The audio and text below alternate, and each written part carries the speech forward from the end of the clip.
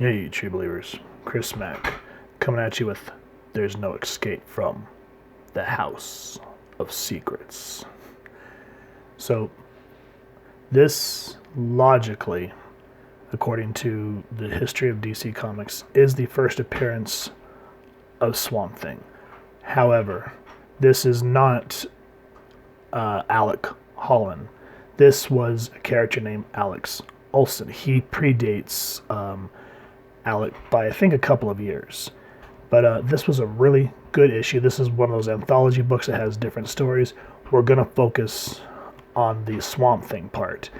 Now, the original copy of this book, yeah, it's going for some big bucks right now. I saw it on the wall at my local comic shop, and I went, no. However, I looked over at the reprint rack where, you can pick up reprints that have all the original ads and whatnot, and this was only $4. So I figured until I can really want to bite the bullet and buy an original copy, at least we can go over it with this awesome reprint and all, the cover's clear and everything looks nice. The print date on this was July 1971. So let's go ahead and jump into it. And a little bit more trivia for you guys. We're going to jump over this because this character here pertains to, he's sort of like the crypt keeper of this issue. He's the one that introduces all the different stories. So we're going to go ahead and jump past that and get directly into Swamp Thing. Now here it says, story, Len Wein, art, Bernie Wrightson.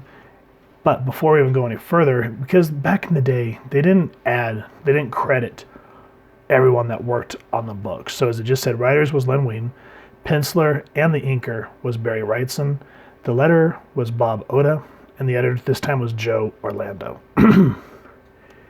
As we can see, this looks like Swamp Thing.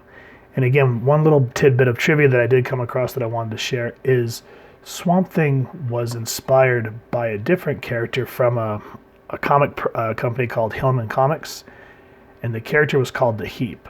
So Google it, and you can kind of see where the inspiration came from. And I'm pretty sure, I'm pretty sure that Man-Thing also kind of spun from both the Heap and Swamp Thing, which that's okay. That's how you kind of, everything's sort of in a sense a homage or a copy of a copy, and that's just the way it is.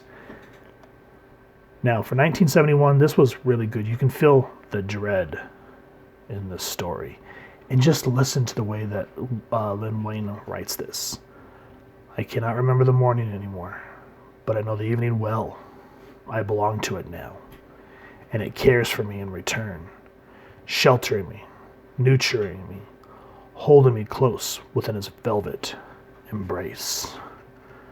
The moon is rising now, clawing its way into the sky, a glowing amber fire that casts its disdainful gaze on the murky ooze below, the swamp that is my home. And just so you guys know, if you hear the squeaking, we have a new puppy, so he's in here with me, and he's content. So whatever he's doing, I'm just like, relax. So I apologize for that. But anyway, jumping back in, I miss writers that can do this. Len Wein, and that's why I always enjoy Chris Claremont, because it sets the mood. You're thinking, that's a lot of writing or reading. But just look at how, and even the way that they would do the monologue, see how it's not straight, it has like that disjointed look about it. And the paneling from the art team here just really helps. And then you see Swamp Thing approach this mansion on the hill. The edge of the swamp and the mists. Wet old mansion that rises like an aging apparition into the cold expanse of sky.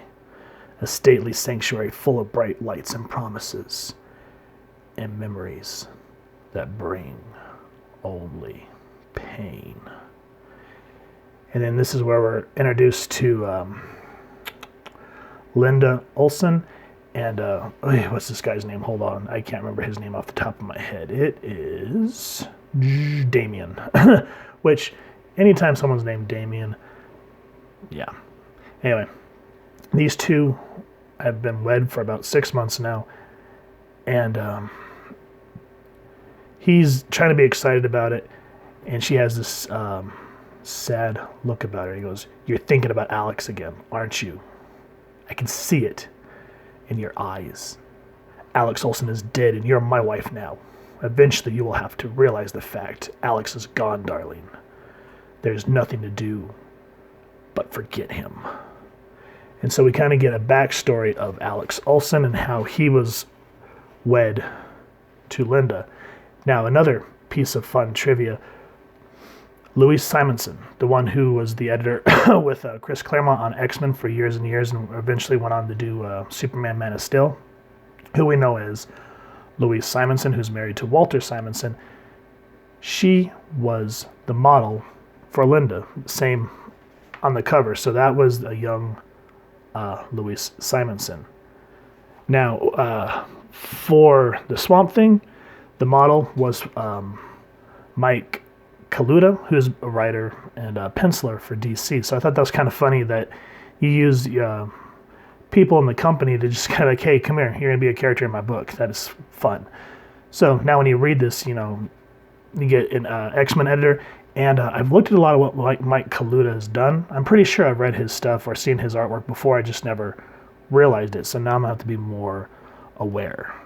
So anyway, back into this story, I just wanted to kind of share some really cool behind-the-scenes stuff. When Linda and Alex were wed, she goes, "An anniversary gift, darling, for you. A symbol for my feelings for you. A golden bracelet. Linda, I'll never take it off as long as I live. I promise you that." So you see that they were wed, and Alec and Damien were friends. But then there's an explosion. Now check this out. Again, with how the artwork is showing, look at how Wein here sets up the dialogue. What is memory if ribbons, candles, a party?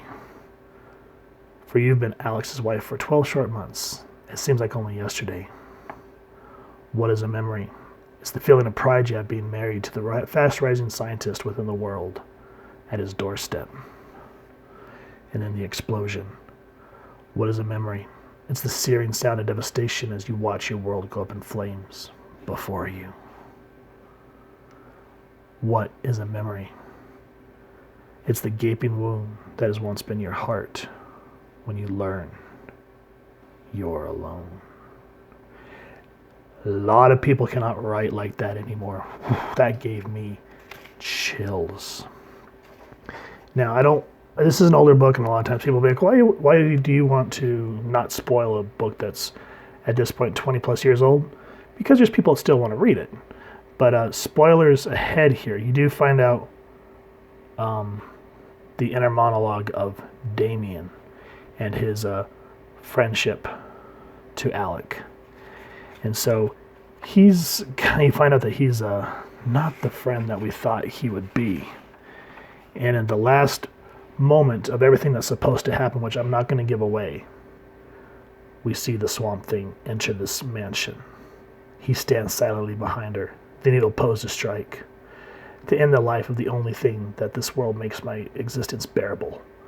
The only reason I live.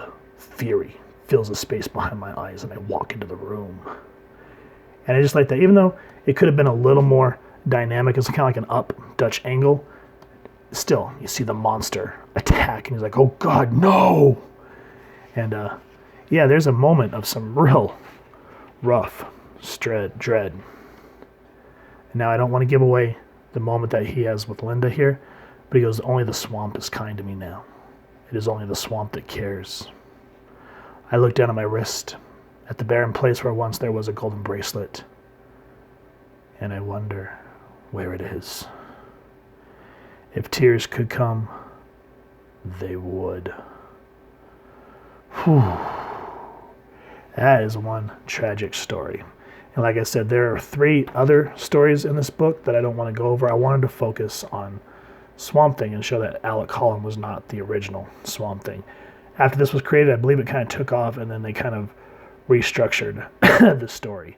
But for those of you that are Swampy fans like I am, I thought it'd be really cool to go over this one because there's history there. I mean, we have Louise Simonson and Mike Kaluta on the cover in different variations. So yeah, guys, this was an excellent read. And the way that it's paced, there's not many modern comic writers that know how to hit emotional resonance like that in terms of dialogue or in art. How this, you could tell this just looked like a horror book. And this was a norm back in the 70s, and I wish that to a degree that we could get something like this in modern times. But at least with these reviews, we kind of have some time capsules so that we can appreciate what was, and hopefully for what is to come down the line. So if you've enjoyed this book, like I said, $4.99, it's better than what they're asking for the original copy right now. So if you've enjoyed this, please first and foremost support your local comic shop and either get the reprint, or if you have deep pockets, grab an original copy. If you've enjoyed this review, we really would appreciate if you take a moment to hit like, share, and subscribe. Helps the club channel more than you could possibly know. And if you don't mind hitting that fancy little swamp bell next to subscribe, that way as we continue to upload content, you guys will come to the channel.